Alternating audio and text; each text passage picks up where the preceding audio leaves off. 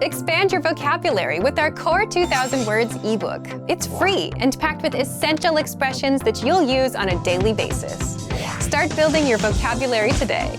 Click the link in the description below to download your free Norwegian ebook before it's gone.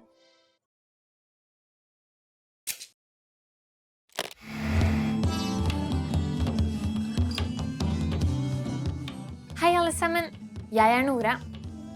Norges grunnlovsdag feires på 17. mai hvert år og en viktig dag for enhver nordmann.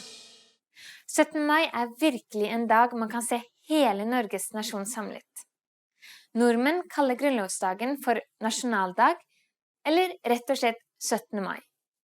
I denne timen vil du lære om hvordan nordmenn feirer nasjonaldagen sin.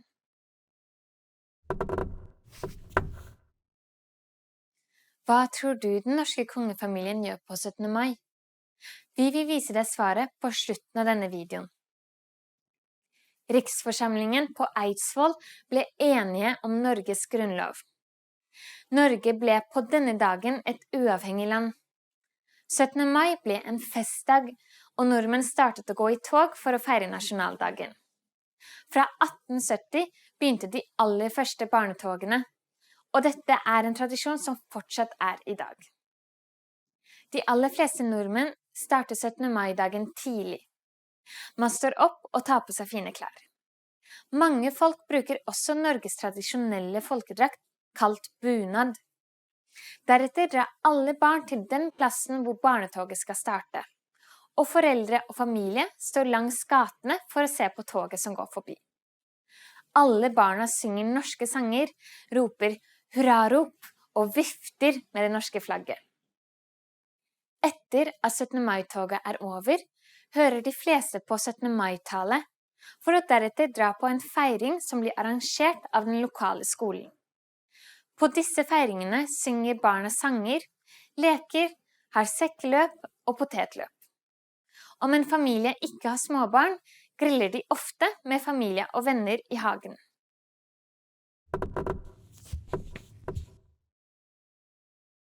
Det ingen regel for hva man skal spise på nasjonaldagen, men de aller fleste nordmenn forbinder mat på 17. mai med pølser, is og brus. Og nå skal jeg gi deg svaret på en tidligere spørrekonkurransen. Hva tror du den norske kongefamilien gjør på 17. mai? På 17. mai står kongen, dronningen og resten av kongefamilien på balkongen på slottet i Oslo og vinker til Norges befolkning. Barnetoget i Oslo stopper foran slottet, og mange norske barn gleder seg til å få et glimt av kongefamilien. Hva synes du om dette kurset? Var det spennende? Hvordan feirer du nasjonaldagen i ditt land? Legg igjen en kommentar på norwegianclass101.com. På gjensyn!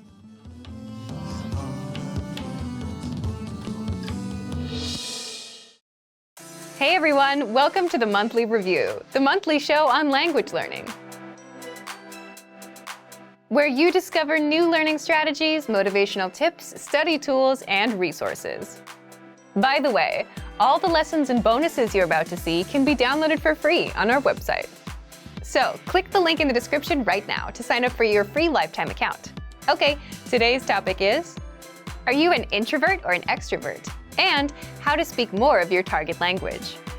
Since you're learning the language, then you're very much aware of the importance of speaking, which can be easy if you're an extrovert, or hard if you're an introvert. So, how can you speak more if you're on the shy side? Keep watching this month's episode. You'll discover who learns faster, extroverts or introverts, why learning a language can help you become more extroverted, and 5 ways to speak more, even if you're an introvert. But first, if you're looking for new free language resources and downloads, here are this month's new lessons and resources. Be sure to download these now before we take them down in a few days. First, the Sport and Exercise Conversation Cheat Sheet. Want to talk about fitness in your target language? You'll learn over 50 words and phrases for sports and exercise with this brand new cheat sheet.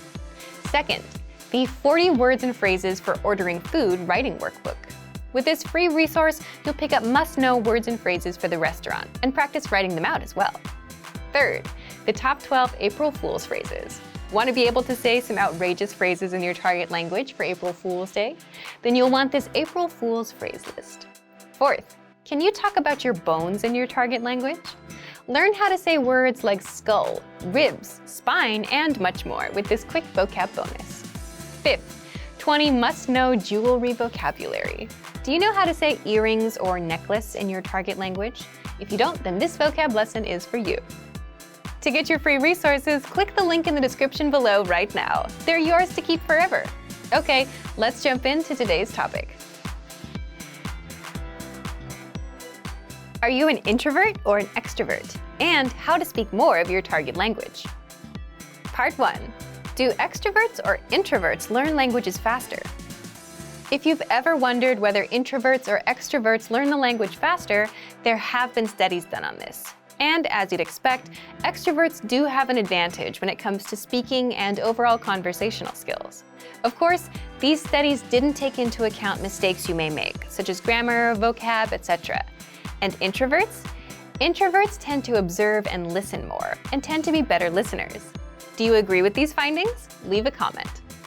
So the key takeaway is they each have their own advantages.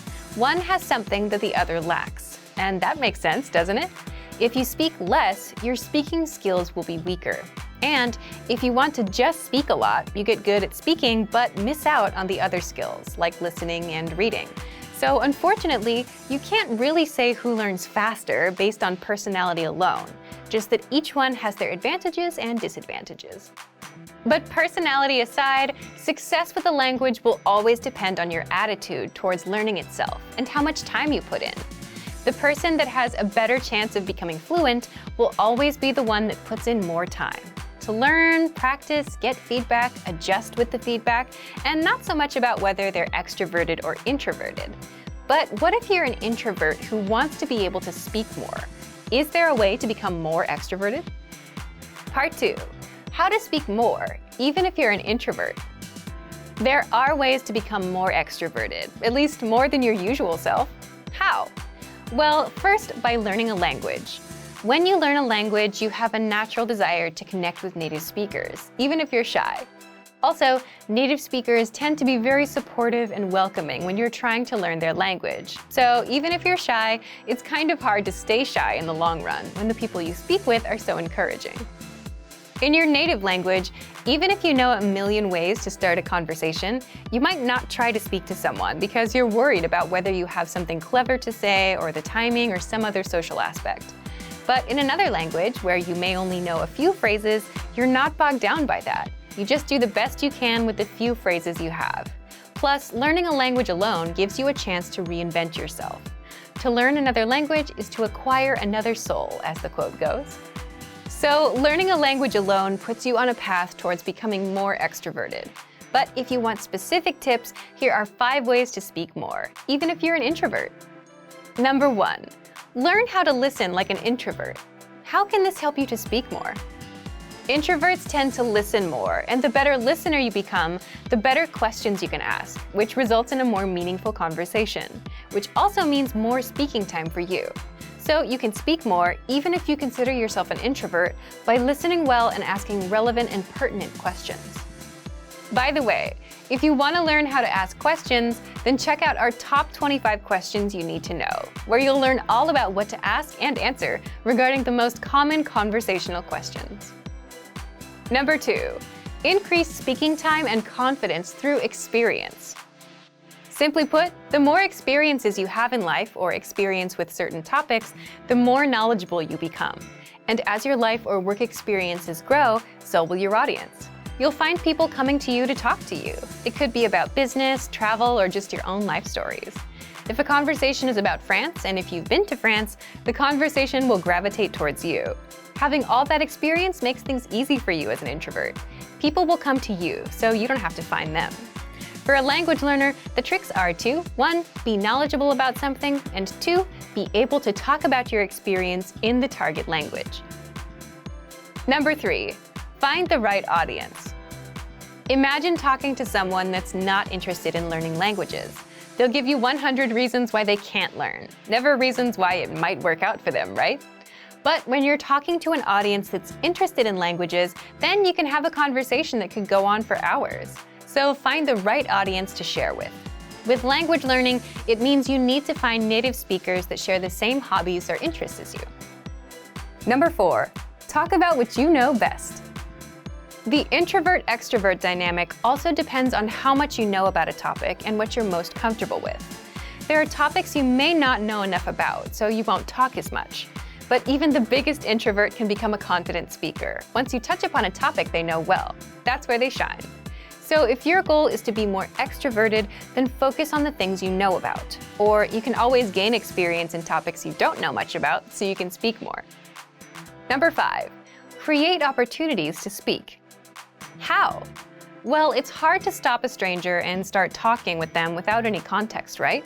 But what if you need help finding something at a store, or have a question about a dish at a restaurant?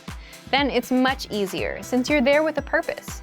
So you can create these opportunities by going to a restaurant from the country that speaks your target language and speaking with the staff, or asking a taxi driver a question, or asking staff at an information booth a question. So to recap, if you want to speak more, even if you're an introvert, 1, listen like an introvert. 2, increase speaking time and confidence through experience. 3, find the right audience. 4, talk about what you know best. And 5, create opportunities to speak. So thank you for watching this episode of Monthly Review. Next time, we'll talk about how tipping points will bring you closer to your language goals. If you enjoyed these tips, hit the like button, share the video with anyone who's trying to learn a language, and subscribe to our channel. We release new videos every week.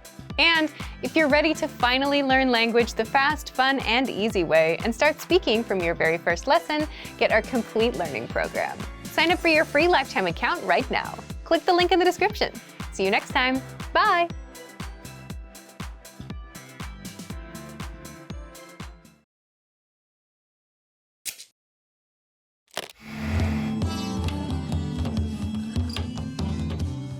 Hei alle sammen, jeg Nora.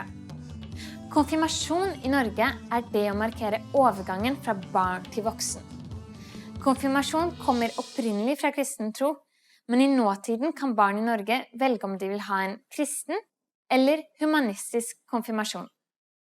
I denne timen kommer du til å lære om den norske konfirmasjonen. Hvor gammel pleier en nordmann å være når han står til konfirmasjon? Vi vil vise deg svaret på slutten av denne videoen. Konfirmasjon et overgangsritual, et sakrament eller en bekreftelse av konfirmanten. I Norge kom konfirmasjonen sammen med en kristne tro. Fra 1736 og helt til 1912 var konfirmasjon en tvang, så alle måtte konfirmeres. For å kunne bli konfirmert kristelig i Norge, må man være døpt først.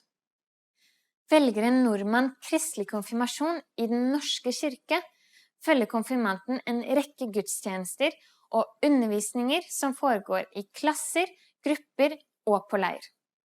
Den kristelige konfirmasjonen en forbønnshandling der kirken bekrefter løftene som gis av Gud i dåpen. I Norge har man også muligheten til å ha en humanistisk konfirmasjon. Før selve seremonien tar konfirmanten et kurs. Dette kurset går over flere uker og består av undervisning i etikk, livssynsspørsmål og samfunnsspørsmål. Denne undervisningen skal få ungdommen til å forstå etiske verdier på humanistisk grunnlag.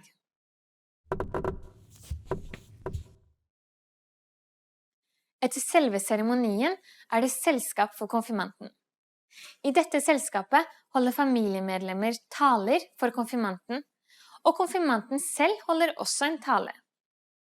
Etter talene blir det servert mat på koldtbord, og konfirmanten får presanger.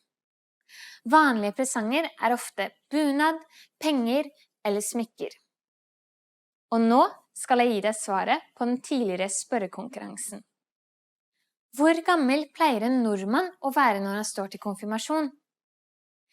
En som skal stå til konfirmasjon i Norge, fyller som regel 15 år det året konfirmasjonen skal holdes. Dette gjelder både konfirmasjon i den norske kirke og humanistisk konfirmasjon. Hva synes du om dette kurset? Var det spennende? Har du konfirmasjon i ditt land? Legg igjen en kommentar på norwegianclass101.com. På gjensyn!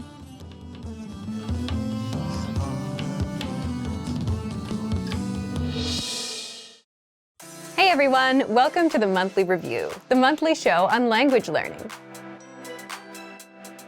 where you discover new learning strategies, motivational tips, study tools, and resources. By the way, all the lessons and bonuses you're about to see can be downloaded for free on our website. So click the link in the description right now to sign up for your free lifetime account. Okay, today's topic is how to learn a language in 2022. If you're planning to learn a language in 2022, then this episode is for you, especially if you want to finally succeed with your New Year's resolution, instead of failing or giving up in the next week or two. That's why today you'll discover 1. The 4 critical steps you need to take when learning a new language, and 2. How to set goals and New Year's resolutions that won't fail you in 2022. But first, if you're looking for some free language resources and downloads, here are this month's new lessons and resources. Be sure to download these now before we take them down in a few days. First, the Using Opposites Conversation Cheat Sheet. With this new cheat sheet, you'll learn common opposite adjectives like near and far, hot and cold, and grammar rules on how to use these words in a sentence. Second, the How to Say Goodbye PDF Writing Workbook. With this printable PDF, you'll pick up some common parting greetings and be able to practice writing them out. Third, can you talk about cars in your target language? Learn how to say words like tire, windshield, headlights, and more with this quick vocab bonus. Fourth, must know words and phrases for public transportation. Learn how to say ticket, bus, train, and much more with this quick 1-minute lesson. Fifth, the 10 habits of highly effective language learners. Wondering which habits will help you succeed with language learning? Then check out this free lesson. To get your free resources, click the link in the description below right now. They're yours to keep forever. Okay, let's jump into today's topic. How to learn a language in 2022. Part 1. The 4 critical steps you need to take when learning a new language. Every time you start a new language, you should start with 1. Goals, 2. Anchor points, 3. Grammar, 4. Reading. What are these 4 steps, and why do you need them to succeed with language learning? Let's jump in. The first one is goals. Everything starts with a goal, but your goal itself can also lead you to failure if you don't set it the right way. So more specifically, you need to set small, measurable monthly goals instead of just, I want to learn a language and be fluent this year. We'll cover goals in the second part of this episode, so stay tuned. After goals, the second step is setting anchor points. What are anchor points? Imagine a small ship in the middle of a big lake. It's windy, lots of waves, and the ship is bobbing up and down, drifting all around. What would you use to stop the ship from drifting away? An anchor. And just like an anchor keeps the ship in place, anchor points keep you from drifting away from your language. So an anchor point is a connection to the language that keeps you attached to the language and motivated to learn the language. One great example is language school. Imagine you signed up and paid thousands of dollars up front. Paying that much would motivate you to make the most of your time there. It's also a big commitment, one that you can't easily back out of. And school dictates your schedule. You have to wake up early, you have to do homework. Your life revolves around the classes. And as such, language school and the language itself become anchor points that your life revolves around. Anchor points can also be family or a partner that speaks the language you're learning. You're around them, you're exposed to the language, so your motivation to learn gets a bit stronger. Buying a language learning program or textbook are also examples of good anchor points. You invested your hard-earned money, which means you're serious about learning. Plus, you want to make sure your investment doesn't go to waste, so you're more motivated. If you're wondering if you have any anchor points, you already have at least one. You're watching our lessons on YouTube, but the more anchor points you have, the stronger your motivation will be. So if you're into music or TV shows in your target language, those can serve as anchor points too. These are things that connect you to the language and add a bit of motivation to learn more, or at the very least, understand what you're watching or listening to. We covered goals and anchor points. What's next? The third step is you must have a good grasp of grammar of your native language. Now, you might wonder, if you're learning a new language, why focus on your native language? Well, as native speakers, the problem is we know what good grammar sounds like, but we can't explain how or why our language works the way it works. So if you don't have a good grasp of grammar, the backbone or the rules of a language, then you'll have a tough time learning a new language. You'll jump in and start learning words and phrases, but you'll never learn how to put them together and make sentences. That's a common problem beginners have. Now, if you already know the grammar of your native language, how do you apply that to your target language? For example, if you're an English speaker, and if you know that English sentences follow the subject, verb, object pattern, and if you know that languages have specific sentence patterns, then you'd go look at patterns.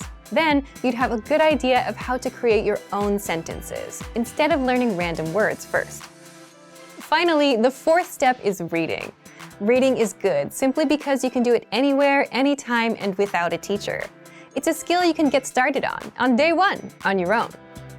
Reading also tends to spill over into other areas.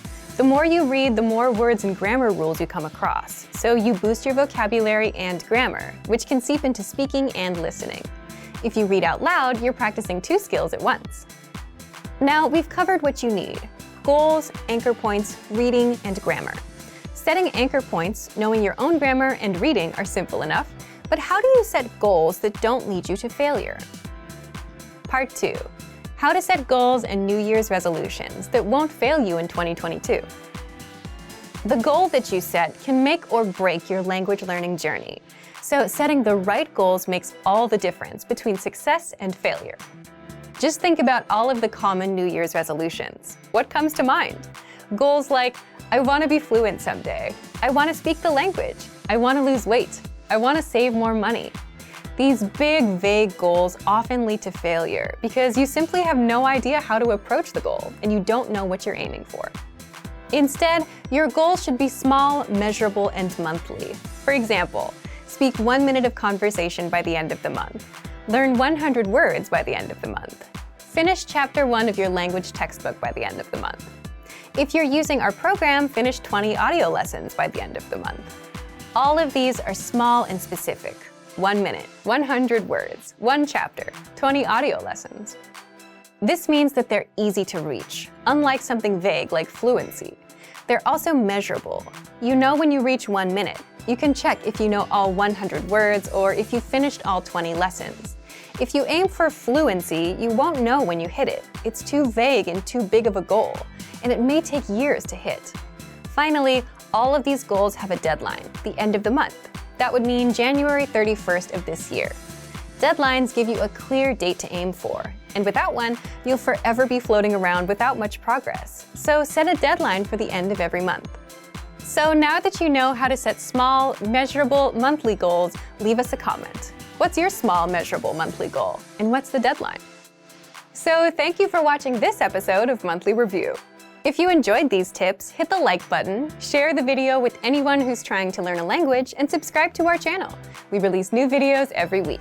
And if you're ready to finally learn language the fast, fun, and easy way and start speaking from your very first lesson, get our complete learning program. Sign up for your free lifetime account right now. Click the link in the description. See you next time. Bye!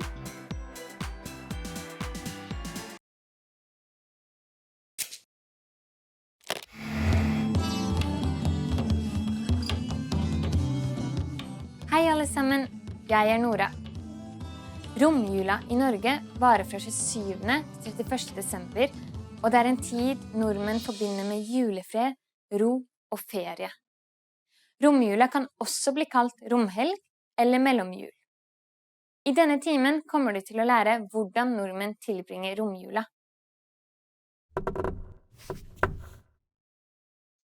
Vet du hva ordet romhelg egentlig betyr? Vi vil vise deg svaret på slutten av denne videoen. I romjula det skolefri, og en del arbeiderne har fri fra jobben. Derfor tilbringes romjula I fred og ro, men gjerne med familiebesøk. I romjula inviterer familier hverandre på besøk til lunsj eller middag, for all restemat fra julaften må spises opp. I Norge går man ofte julebukk I romjula. Julebukk betød før i tiden å slakte en geit for å få et godt år. I gamle dager kledde ungdommen seg ut, gikk med et geiteskinn og bukke eller hornmaske. Ungdommen tullet, sang, danset, ble skjenket og fikk julemat. I nåtiden forbinder vi julebukk med barn som kler seg ut, går fra nabo til nabo og synger julesanger. Etter de har synget, får de som regel noe godt å tygge på som belønning. Romjulen i Norge brukes ikke bare til det å slappe av eller spise. I nyere tid er det mange nordmenn som velger å ta seg en tur på hytta, stå på ski eller ta seg en tur på skøyteisen.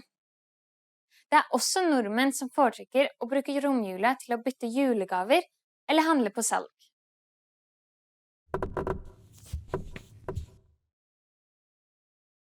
De siste årene har det kommet en ny tradisjon i romjula. Det er nemlig å knuse pepperkakehuset man bygget før julaften, og så selvfølgelig spise det opp. Og nå skal jeg gi deg svaret på den tidligere spørrekonkurransen. Vet du hva ordet romhelg egentlig betyr?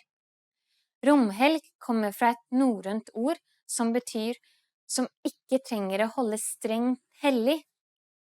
Det er nettopp det nordmenn gjør i romjula. Tar det med ro og tar ikke alt hellig så strengt.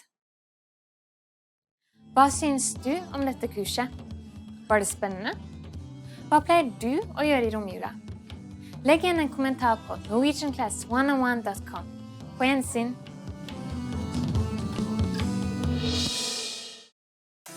Hey everyone, welcome to the Monthly Review, the monthly show on language learning, where you discover new learning strategies, motivational tips, study tools, and resources. By the way, all the lessons and bonuses you're about to see can be downloaded for free on our website. So click the link in the description right now to sign up for your free lifetime account. Okay, today's topic is, can busy people actually learn a language? You yourself probably have an answer to this question, right? But whether you can or can't actually has a bit more to do with your mindset than anything else. And in this guide, you'll discover, 1, is it possible for busy people to learn a language and the mindset needed? 2, mental bandwidth, the one thing that can make or break your language goals. And 3, 5 mindset tricks to make time for language. But first, if you're looking for new free language resources and downloads, here are this month's new lessons and resources. Be sure to download these now before we take them down in a few days. First, the Talking Online PDF cheat sheet. Learn the must-know internet slang and all the internet-related vocab and phrases in your target language with this PDF cheat sheet. And second, the 40 words and phrases for ordering food writing workbook. With this free resource, you'll pick up must-know words and phrases for the restaurant and practice writing them out as well. To get your free resources, click the link in the description below right now. They're yours to keep forever. Can busy people actually learn a language? Part 1. Is it possible for busy people to learn a language and the mindset needed? So, can busy people actually learn a language? What do you think? Leave us a comment and let us know. As much as we want to say yes, it's more of a yes or no depending on the person. Why yes? Yes, because many of our members are busy and are learning with our system. And some of you who are watching also fall into this camp. But it also depends on the person because it's more of a mindset thing.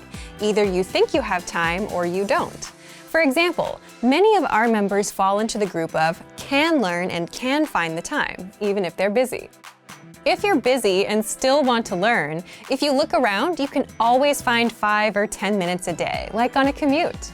Now, if your mindset is the opposite, if you think you can't learn a language or you don't have time, you won't even try, even if you had a resource that was proven to work. Part 2. Mental bandwidth, the one thing that can make or break your language goals. And if you think about it, if you had all the time in the world but felt like you couldn't learn a language, you wouldn't try either. Again, this is why it comes down to the mindset and why it all depends on each individual person. Either you think you can or you think you can't. But it may not always be this black and white either. It can also depend on your mental bandwidth too. Think back to your school days, those few days before exams. It got really busy and you had to stop everything to study, right? You were probably thinking, if I can just get through studying this week and take the test, then next week I can finally start relaxing and doing other things. And if someone asked you if you wanted to hang out, you would say no, because you're busy. But chances are you still managed to spend at least 30 minutes on YouTube or social media. Meaning you did have some time, even if you were busy. But the test was occupying your mind and taking up all that bandwidth. So it's also possible that we just don't have the mental bandwidth because we're overwhelmed. And this is a genuine reason for not being able to learn when you're busy. Don't worry, in the next part, we'll show you how to get some bandwidth so that you don't feel overwhelmed. Part 3. 5 mindset tricks to make time for language. So if you've gotten this far, you understand that it is possible to start learning a language, even if you're busy, that you can find the time, but it mostly comes down to your mindset. So how can you develop the mindset? So when you're too busy, it feels like you're overwhelmed and like you don't have control of your time. Well, there are a few things you can do to gain some control of your time, have some breathing room, and learn a bit of language. First, always set small, measurable goals. This is something that we talk a lot about here. For example, learn for 10, 15, or 20 minutes every day. Learn 100 words in 1 month, which means learning 3 to 4 words a day. And the mindset behind this is just being realistic with your goals and what you can do. Because if you're busy, you may not have 1 or 2 hours. And this is a strict rule, especially when starting out with new goals and languages. Always stick to small, measurable goals. Second, lowering your goals and expectations is okay when things get super busy. If you couldn't learn all 100 words for the month and only got up to 40 or 60, that's okay. If you tried learning on Monday and Tuesday but skipped Wednesday and Thursday, that's okay. Sometimes you have to shift priorities, and prioritizing things is a secret to a successful life. You may not get to the goal you wanted to achieve today, but you can get to it next week. Third, it's okay to put language on pause if life gets in the way. Just like with that last point, you can always come back and reach your goal a little later. We often see learners put language on pause, come back later. Some even come back years later. But the key is to come back. Fourth, avoid the all-or-nothing mindset at all costs. And an all-or-nothing mindset is something you'll see in beginners and perfectionists. When you have this mindset, you'll say, language learning requires hours, so there's no point in learning for a few minutes today. But something is better than nothing, and even 5 to 10 minutes of review adds up in the grand scheme. And in the grand scheme, it's more important to be consistent, even if it's just for a minute a day, rather than study for hours once a week. The brain just doesn't work that way. Fifth, do you have a slowdown or relaxing routine that you do on the weekends or whenever you have free time? And if you didn't do it, you'd feel overwhelmed? Leave us a comment and let us know what it is. For some, it could be reading, watching TV, or going to a cafe and doing nothing for a bit. You're there on your own, you don't have much to do in front of you, even if it's just 10 or 15 minutes. And if you're settled, you start feeling in control. And that's the point you have some mental bandwidth. You can start doing some time management and plan your week out. You can put in a few minutes of language learning. But if you don't slow down and if you feel overwhelmed, you could have the easiest possible way to learn a language. And you still wouldn't do it. So, back to you. If you were busy, do you think you'd be able to learn a language? Leave us a comment. So, thank you for watching this episode of Monthly Review. Do you record yourself speaking your target language? If you enjoyed these tips, hit the like button, share the video with anyone who's trying to learn a language, and subscribe to our channel. We release new videos every week. And if you're ready to finally learn language the fast, fun, and easy way and start speaking from your very first lesson, get our complete learning program. Sign up for your free lifetime account right now. Click the link in the description. See you next time. Bye!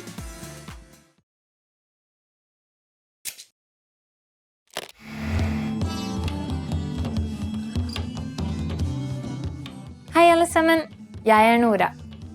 Akkurat som julen påsken en viktig høytid for nordmenn. Selv om påske en kristen høytid, har nordmenn veldig mange andre tradisjoner som blir gjort I løpet av påskeuka. Påskeuka brukes til mye kos og hygge, siden de aller fleste har fri fra skole og jobb. I denne timen kommer du til å lære om typiske norske påsketradisjoner.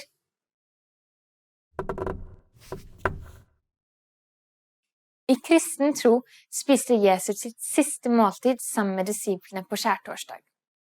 Men hva trodde nordmenn at skjedde på skjærtorsdag I gamle dager?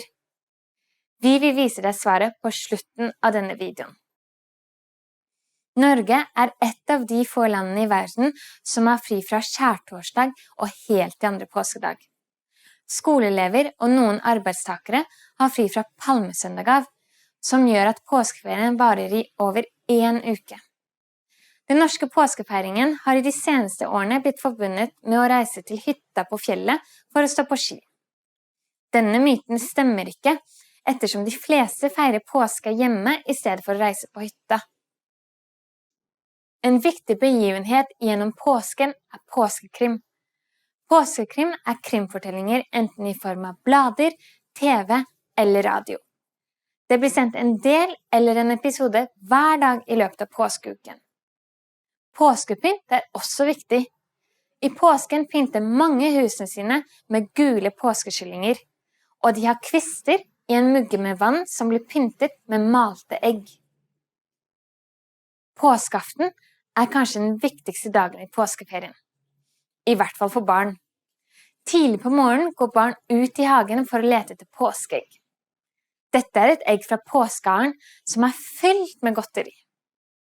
Etter dette ser barna på påskemorgen, et TV-program som går for barn om morgenen I påskeuka. På ettermiddagen samles familien for å spise lammelår.